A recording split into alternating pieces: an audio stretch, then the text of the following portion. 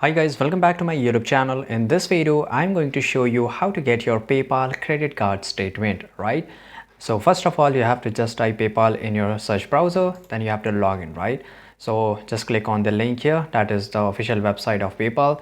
And after that, just click on login, which is on top right side corner. Click on login, and once you are inside your account, you will able to see that. So let's say proceed to account overview, right? Just wait for a few seconds, and after that if you have added a credit card, so for example if you want a credit card, just go to pay and get paid, make sure you have added that card. So just click on bank and cards here, and you have to add your credit card, right? So you can just add it. Just wait for a few seconds till it get load here, and here you have to click on link a new bank account, and here you will get this card option.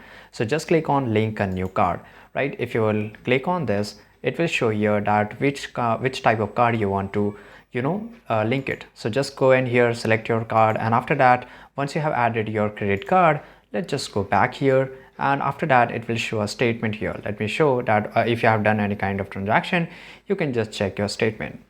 Just go to the activity center and click on all transaction.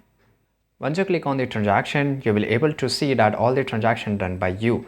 You can just go to the activity, and you will get option of credit card option here, and you can select the currency and the active and not active and everything.